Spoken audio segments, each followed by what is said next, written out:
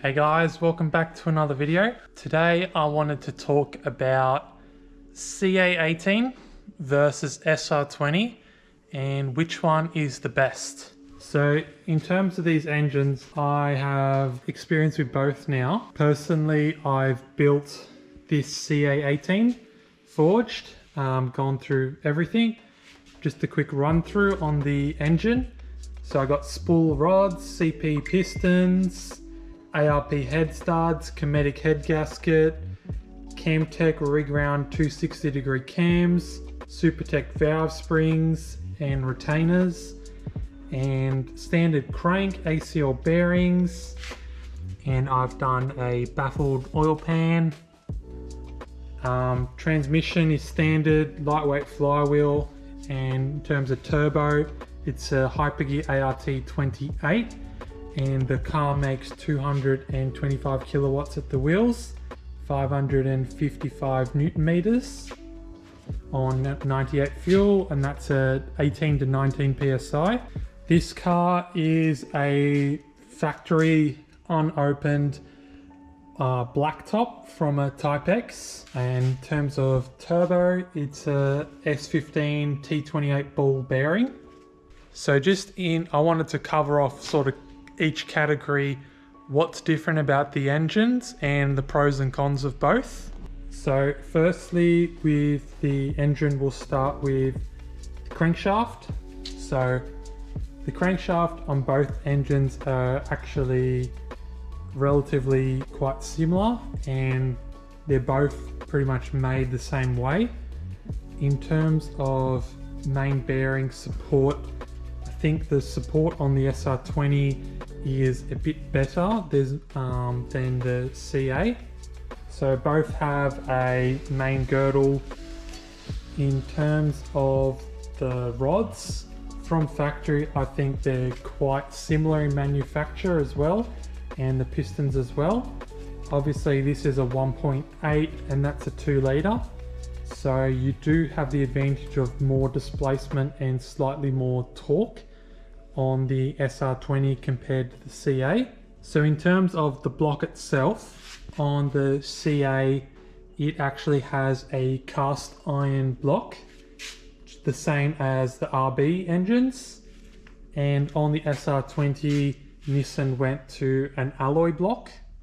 So the alloy is lighter, so you have the advantage on the weight there, but it is a bit softer material compared to the cast iron. So in terms of strength, CA has an advantage there, but a disadvantage in regards to weight.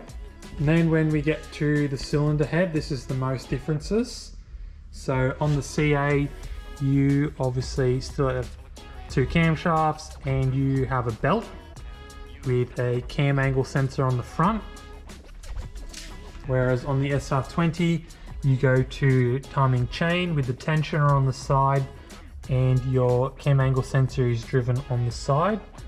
SR20s also later in the S14 and S15 had variable cam timing on the intake.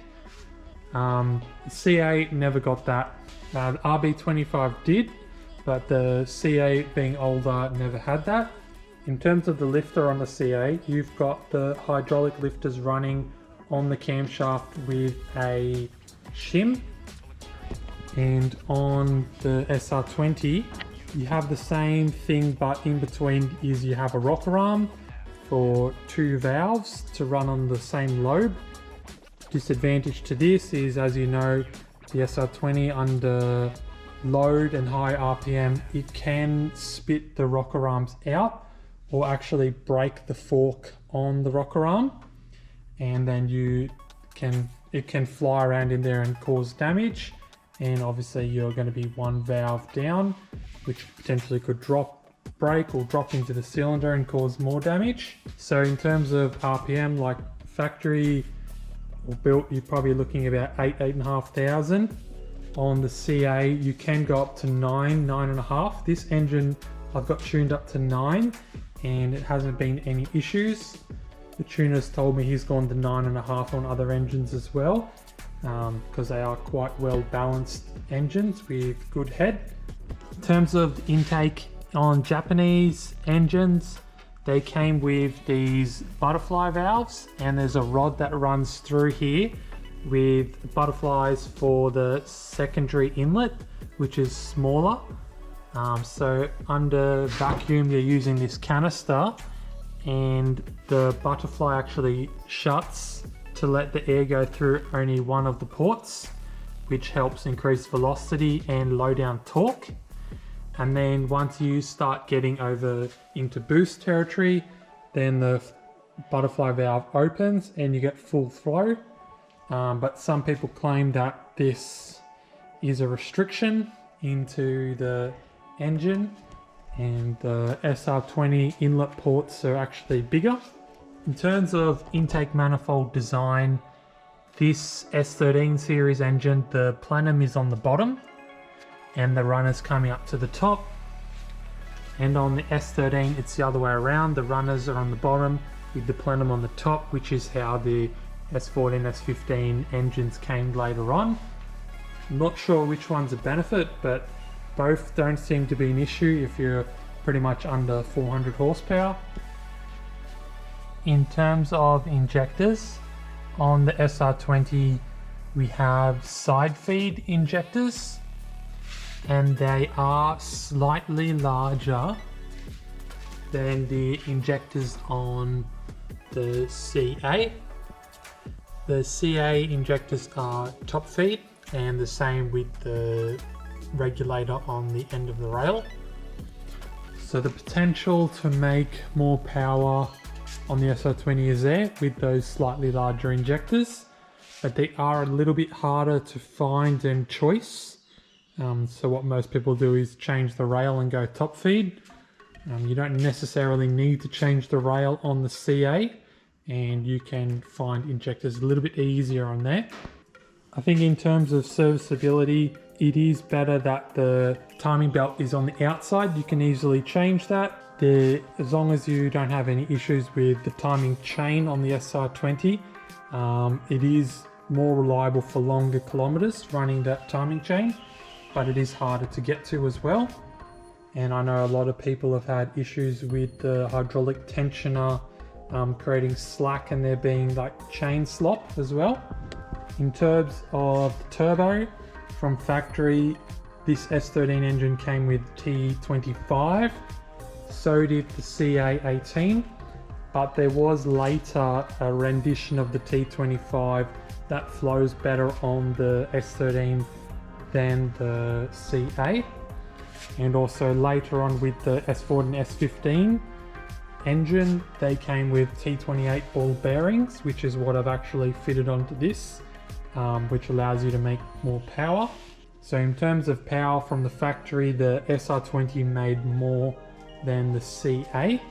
In regards to the transmission, from what I understand, the CA and the S13 5 speeds are pretty much identical. You can even change the bell housings between them to bolt them up. When I've had the engines apart, the flywheel and clutch assembly looks very similar as well. I can't see any differences. So in terms of holding power, I don't see any issues. So just as an overview, I'd say I don't think there is a clear winner out of the two. They both have a lot of advantages and disadvantages. I think both engines assembled and tuned correctly shouldn't have any issues in reliability. I do know it is hard to find CA18s these days, and increasingly SR20, and their price is going up. Like at least $5,000 for an engine, up to I've seen over 10,000. CA engines I rarely even see for sale these days.